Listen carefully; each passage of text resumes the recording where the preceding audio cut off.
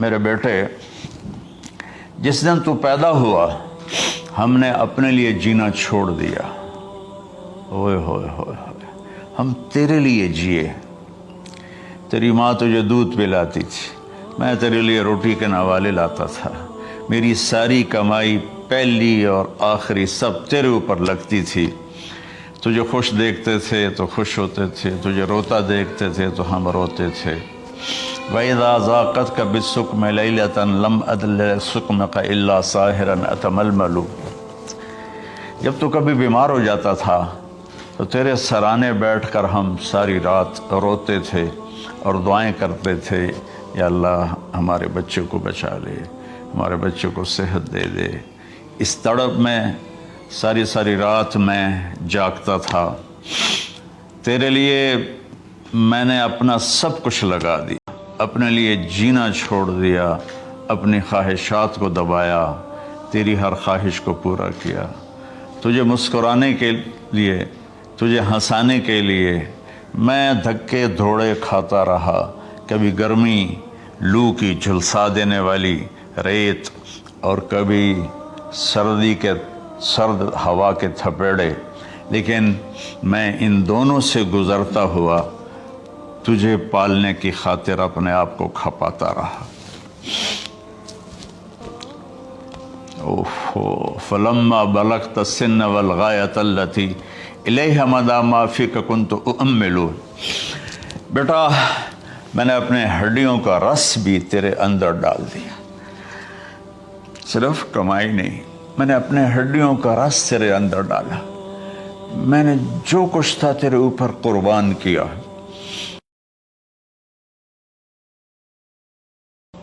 تجھے مسکراتا دیکھ کر میں اپنے غم بھولتا تھا، تجھے ہنستا دیکھ کر مجھے دکھ بھول جاتے تھے، اور پھر آہستہ آہستہ آہستہ میری ہڈیوں کا گودا، میری کمائی تیرے اندر گئی، اور تو ایک خوبصورت درخت کی طرح بڑھتا چلا گیا، بڑھتا چلا گیا، بڑھتا چلا گیا، بڑھتا چلا گیا، اور میری بڑھاپے نے کمر جھکا دی اور میں جھکتا چلا گیا، جھکتا چلا گیا۔ میرا خیال تھا کہ جیسے میں اس کی انگلی پکڑ کے چلتا تھا، اب میری باری ہے، یہ میری انگلی پکڑ کے چلے گا۔ جیسے میں اسے سینے سے لگاتا تھا، پیار کرتا تھا، جھولے جھلاتا تھا، باغ میں لے جاتا تھا، یہ ساری اس کی تعبیرات کے اندر داخل ہیں، الفاظ میں نہیں ہیں۔ تو مجھے خیال آتا تھا جب میں بوڑھا ہو جاؤں گا نا تو میرا بیٹا بھی مجھے ایسے ہی لے کے پھرے گا، میرا بیٹا بھی میری سنے گا۔ یہ 100 دفعہ پوچھتا تھا یہ کیا ہے، اور میں ہر دفعہ جواب دیتا تھا یہ ہے۔ تو اب میں بوڑھاپے میں اس سے بات کروں گا، یہ میری بات سنے گا۔ میں اس کو نوالے کھلاتا تھا، یہ مجھے روٹی کھلائے گا۔ میں اس کا انگلی پکڑ کے چلتا تھا، یہ میرا ہاتھ پکڑ کے چلے گا۔ میری کمر بڑھاپے نے جھکا دی اور میں ایک خشک پیڑ کی طرح ہو گیا، اور جوانی نے تیری کمر کو سیدھا کیا اور تو ایک تر و تازہ درخت بن گیا۔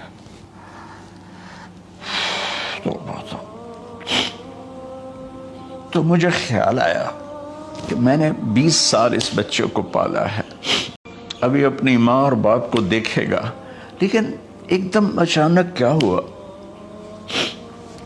فلما بلغت السن والغایۃ التی الیہا مدی ما فیک کنت اؤمل۔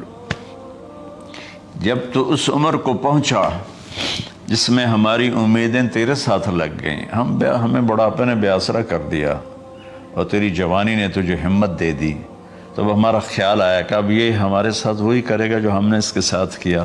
لیکن کیا ہوا؟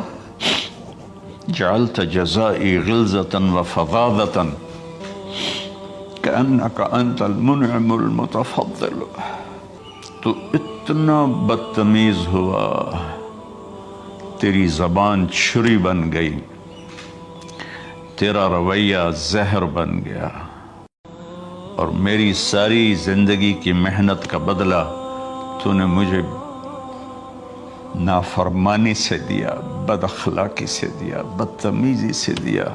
میں حیرت بھری نظروں سے تجھے دیکھتا رہا اور میں اپنی پچھلی 20 سالہ زندگی کو جھٹلاتا رہا کہ میرا خیال میں اس کا نوکر ہوں اور یہ میرا مالک، میں اس کا باپ نہیں، میں اس کا نوکر ہوں، کیونکہ ماں باپ کے ساتھ تو ایسا کوئی نہیں کرتا ہے، یہ میرا مالک ہے اور میں اس کا نوکر ہوں، اس لیے مجھے ڈانٹ رہا ہے۔ کتنے بچوں کو میں نے یہ کہتے سنا اپنے باپ کو، تو میرے واسطے آج تک کیتا کی، تو میرے واسطے آج تک بنایا کی، اور جو باپ بے بسی کی تصویر بنا ہوتا تھا وہ شکلیں بھی میرے سامنے ہیں۔ تو کمال کے اشعار، میں سوچ رہا ہوں جو میرا یہ حال ہے 1400 سال بعد کہ میرے آنسو نہیں رک رہے، تو اللہ کے نبی تو زار و قطار روئے تھے، داڑھی آنسوں سے تر ہو گئی تھی۔ کہا بیٹا جب تو نے میری ساری زندگی کی محنتوں کا بدلہ بدتمیزی سے دیا، گالی گلوچ سے دیا، دھکے دے کر باپ کو گھر سے نکال دیتے ہیں، تو بیٹا میں یہ سمجھا کہ تو نے ایک خواب دیکھا تھا، تو نے ایک خواب دیکھا تھا کہ تو باپ ہے اور یہ بیٹا ہے۔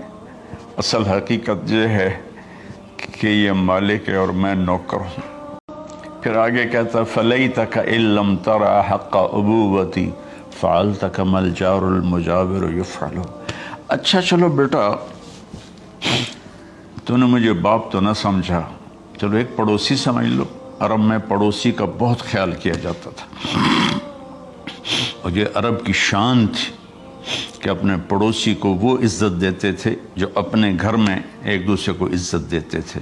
تو اس نے پھر اس کی طرف اشارہ کیا کہ اگر میں تیرا باپ نہیں ہوں، تیرے رویوں کو دیکھ کر تو یہی لگتا ہے کہ میں تیرا نوکر ہوں، تو میرا مالک ہے، تو چلو اتنا تو کر دے جتنا ایک پڑوسی کے ساتھ کرتا ہے۔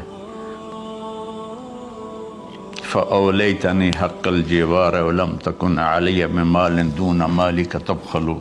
تو پڑوسی پر تو عرب خرچ کرتے ہیں، تو بھی تھوڑا سا میرے اوپر خرچ کر دیتا اور تو بخیل نہ بنتا، اور میرے خوابوں کو چکنا چور کر دیا، میری امیدوں پر پانی پھیر دیا، میرے بڑھاپے کو ذلت اور رسوائی میں بدل دیا۔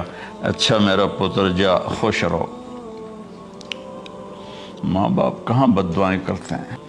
تو میرے نبی کی آنکھوں سے آنسو، یہ ساری داڑھی تر ہو گئی، تو آپ نے اس کے بچے کو گریبان سے پکڑا اور جھٹکا دے کر دھکا دے کر دفع ہو جا، انت و مالک لابیک، تو اور تیرا سب کچھ تیرے باپ کا ہے۔